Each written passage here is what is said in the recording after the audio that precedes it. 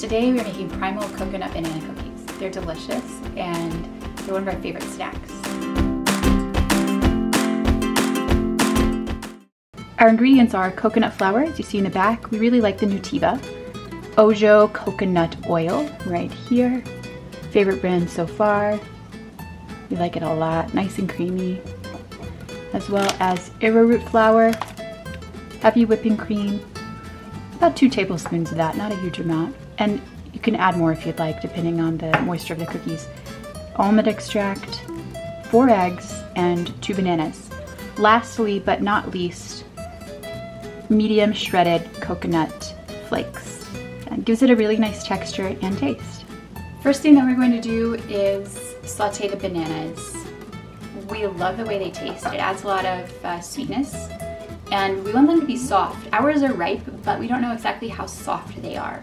Then we're going to cream the bananas with the coconut oil and the eggs and almond extract. And we're going to add the arrowroot powder. Then we will add in the coconut flour.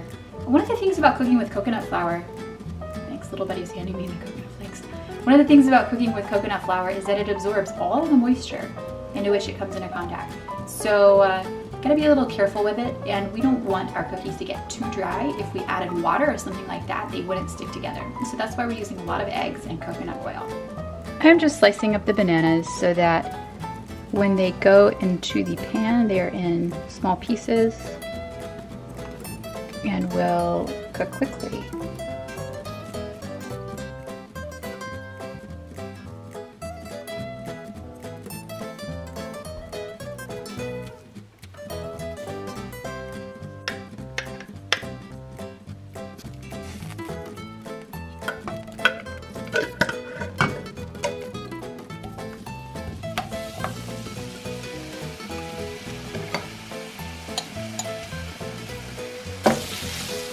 Make sure all the bananas are well coated. We're going to go ahead and put 4 eggs into our stand mixer bowl, which is nice and clean, while the bananas are cooking.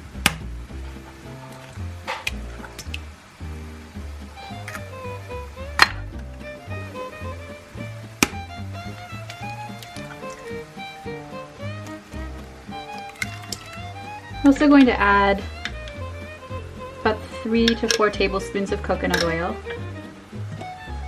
We're just sort of eyeballing it. You know, this recipe doesn't have to be exact.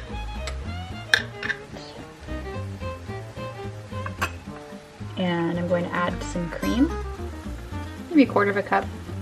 It doesn't have to be a lot. We're also going to add baking soda. So about a teaspoon of baking soda did a lot for our recipe last time we made it. So we're going to go ahead and mix our dry ingredients together so that they will be ready to be blended with the wet ones as soon as the bananas are done. So we have a teaspoon of baking soda in this measuring cup, and I'm going to put in about 1 cup of coconut flour and then 1/2 cup of arrowroot.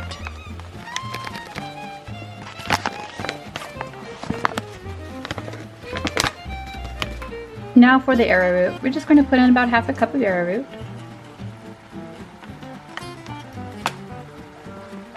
So our total dry ingredients come to just over 1.5 cups. With a traditional non-primal cookie recipe, you would use probably 3 cups of flour, but the coconut flour expands prolifically, and we're also going to add a couple cups of coconut flakes. So we're not going to add a liquid sweetener to our cookies because the bananas are now nice and sweet. Heating them up brings out all the sugars. One thing we are going to do is blend together the cream and the eggs so that they're nice and smooth and creamy with the coconut oil before we put the bananas in. The bananas are warm and we don't want them to cook the eggs. So I'm going to turn on our stand mixer and get ready for the bananas.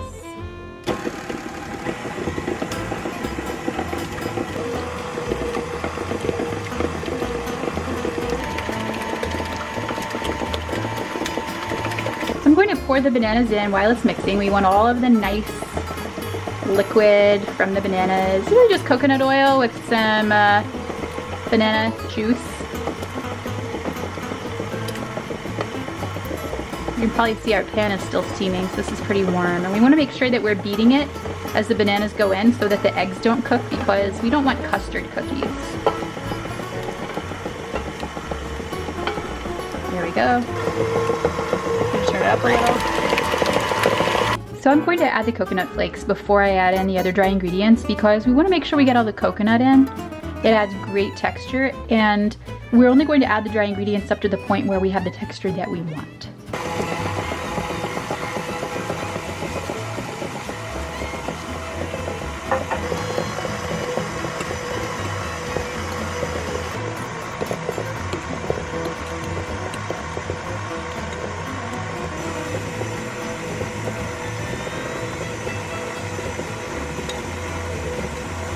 I'm adding about half the dry ingredients, and then we're going to see exactly how moist it is. Okay, add some more. Still pretty moist.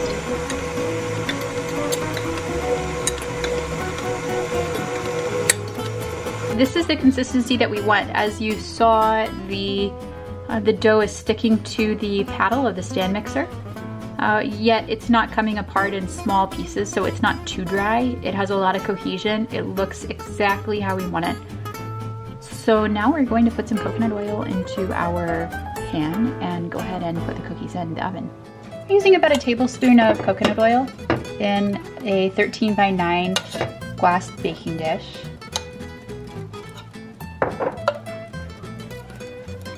I'm just going to shape these into round cookies, put them in. Since coconut flour doesn't expand once it's heated, you can put them close together if you want, because they're not going to run into each other. You're not going to end up with one big jumble of cookies.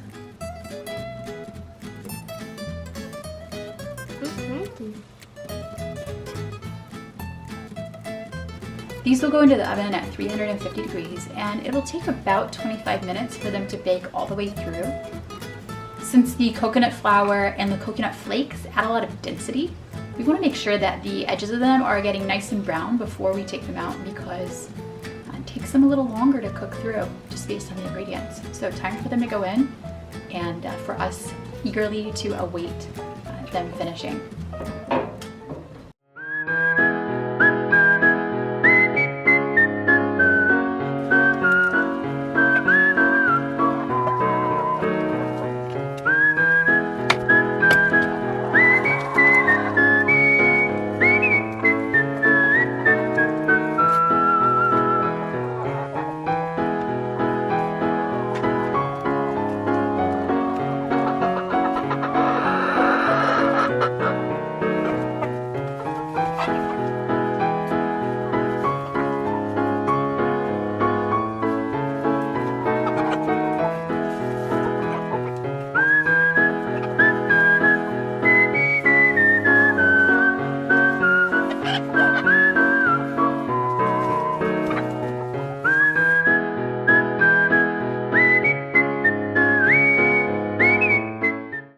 Little buddy.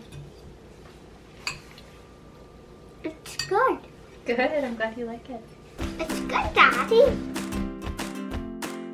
Your turn.